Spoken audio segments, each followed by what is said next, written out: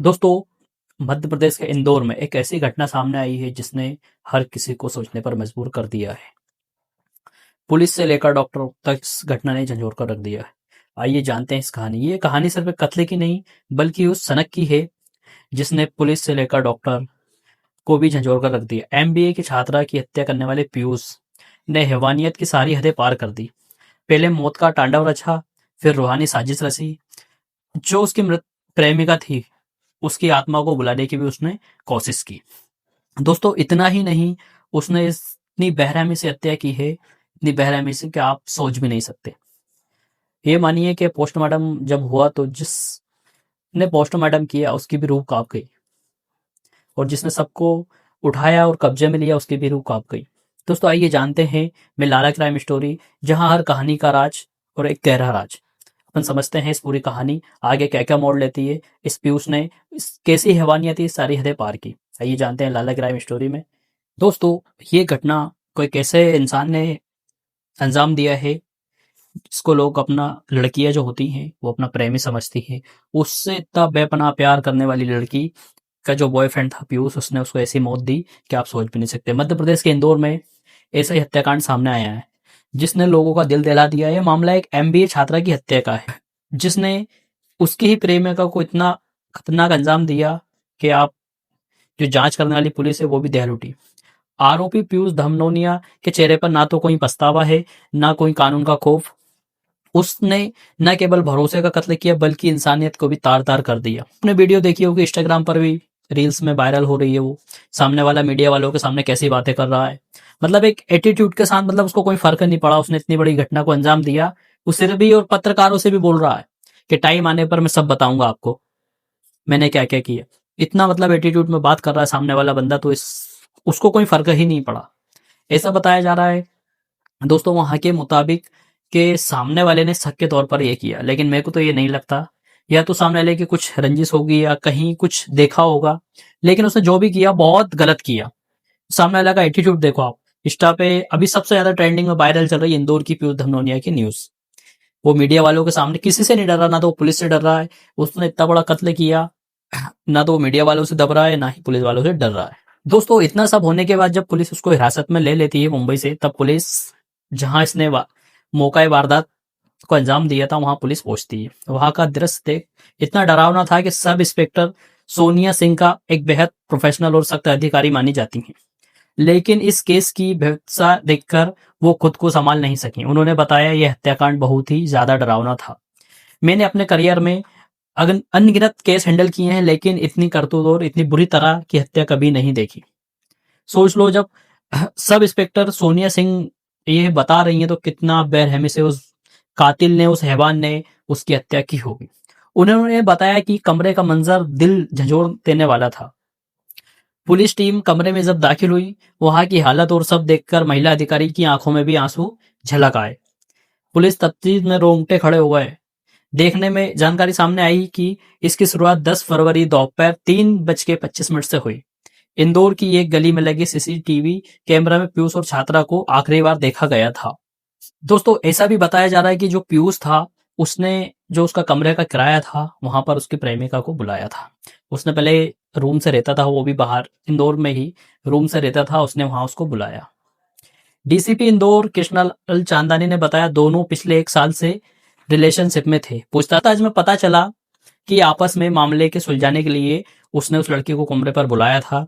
वहां उनके बीच शारीरिक संबंध भी बने, लेकिन फिर शादी और सबको लेकर बहस शुरू हो गई, और पीयूष को संदेह हुआ कि लड़की किसी और से भी बात करती है। उसके शक में उस हैवान ने वो अपनी सारी हदें पार कर दी। पहले तो उसको कमरे पे बुलाया, उससे बातचीत हुई। क्या आप ऐसा भी बताया जा रहा है कि 2-3 महीने से बात नहीं कर रहे थे, आपस में दोनों की बहस चल रही थी। पीयूष ने लड़के को कॉल किया कि आप मेरे कमरे पे आओ और अपन बैठकर बातें करेंगे, जो भी है आज इसका निराकरण अपन निकाल लेंगे। भाई साहब, जब लड़की वहां पहुंचती है तो पीयूष पहले ही मामले तैनात थे पीयूष के। आप देख ही रहे हो, वीडियो में भी देखा होगा।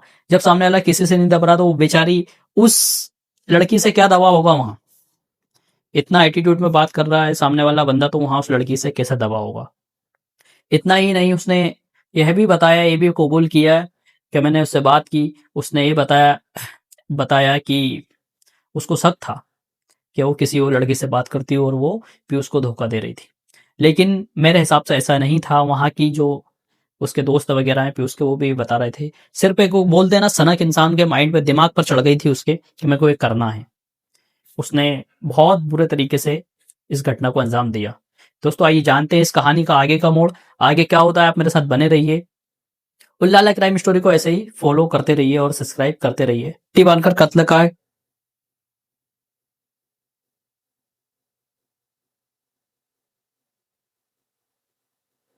दोस्तों आगे चलकर कहानी और भी मोड़ ले लेती। आरोपी ने हत्या की साजिश ऐसे किसी मंजे हुए अपराधी की तरह रची कि उसने पहले प्रेमिका को गिफ्ट देने के बहाने झांसा दिया, उसके बाद उसके हाथ पैर बांध दिए और प्यार के झांसे में आई छात्रा को क्या पता था कि उसकी आंख पर बंदी पट्टी उसकी आखिरी सांसों का गवाह बनेगी। पीयूष ने पहले उसके मुंह में पॉलीथीन ठूसी, यानी जो पन्नी होती है वो उसके अंदर उसके मुंह में ठूस दी और बेरहमी से उसका गला घोट दिया। कत्ल के बाद की कहानी और भी रूह कपा देने वाली है दोस्तों। इतना ही नहीं, इस हैवान ने इतनी बुरी तरीके से उसकी हत्या की है कि आप सोच भी नहीं सकते। उसने लाश के पास बैठकर पहले शराब पी, शराब पीने के बाद उसका जो फोन था उसको खंगाला, उसमें से उसके प्राइवेट फोटो वगैरह निकाले। फिर दोस्तों उसके जो घर वाले थे या उसके दोस्त, पहले तो उसके दोस्तों को शेयर किया व्हाट्सएप से, फिर उसके बाद उसके घर वाले और उसके जो रिश्तेदार थे उनको शेयर किया। फिर उसने इतना ही नहीं, इसके बाद वो सबके पास बैठा रहा, सोचता रहा, उसके बाद अमर्यादित व्यवहार किया और इतना गुस्सा आया उसको कि गुस्से में मृतक के पेट में चाकू से कई बार वार की। इसके बाद कमरे में ताला लगाकर कमरे में कमरे में ताला लगाकर भाई साहब फरार हो गए। जब ये मुंबई पहुंच जाते हैं, मुंबई पहुंचने के बाद ये मुंबई के प्यू पनवेल पहुंच गए। वहां उसने जो किया पुलिस को भी हैरान कर दिया। उसके बाद मृतक के फोन से उसके घर वालों को, जो मैंने आपको बताया, फोटो भेजे गुमराह करने के लिए। इसके बाद प्रेमिका का चित्रहीन शुरू कर दिया। ठीक है, कॉलेज का ग्रुप था, उसने उसके कॉलेज के ग्रुप में भी उसके आपत्तिजनक वीडियो डालकर और रैकेट असोसिएशन की करने की कोशिश की थी।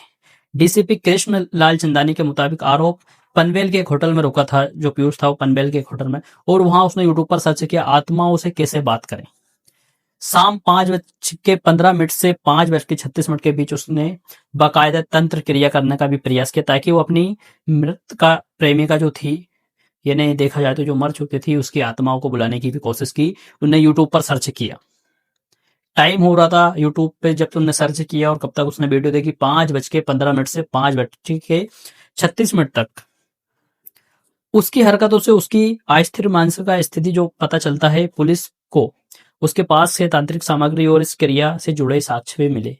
बेटी के जाने का गम और आरोपियों का निरंजन देखकर पिता का खून खोल उठा। उन्होंने बताया कि आरोपी घर के बाहर सिर्फ नोट्स लेने के बहाने आता था। लड़की के पिता का कहना है कि इस दरिंदे को फांसी देनी चाहिए, उम्र कैद नहीं, सीधा शूट कर देना चाहिए, इन्हें एनकाउंटर कर देना चाहिए। भाई मतलब लड़की के माँ बाप का दिल बहुत दुख रहा है, पूरे समाज का दिल दुख रहा है यार। इस बंदे ने जो किया वो बहुत बेकार किया। पिता ने यह भी बताया कि जब उनका सामना थाने में पीयूष से हुआ तो उसके चेहरे पर कोई सिकन यानी कोई वो नहीं था कि उसने ये काम किया, बल्कि वहां भी वो दांत दिखा रहा था। और इंदौर पुलिस जब आरोपियों को क्राइम सीन पर लेकर गई तो उसके चलने के अंदाज और बॉडी लैंग्वेज में रत्ती भर भी पछतावा नहीं था। वहां वे खूब पुलिस को कत्ल जहां उसने किया था वहां डेमो दे रहा था। हत्याकांड के करतूत का अंदाज इसी बात से आप लगाया जा सकता है। दोस्तों मैं लाला क्राइम स्टोरी, ऐसी ही घटना और ऐसी अपडेट्स के लिए लाला क्राइम स्टोरी को सब्सक्राइब जरूर करें और अपने दोस्तों के साथ शेयर जरूर करें, ताकि कोई भी इंसान ऐसे घटना को अंजाम देने के लिए हजारों बार सोचे। कमेंट जरूर करें इस पर आपकी क्या राय और इस बंदे को क्या सजा मिलनी चाहिए, और चैनल को सब्सक्राइब करना ना भूलें। धन्यवाद।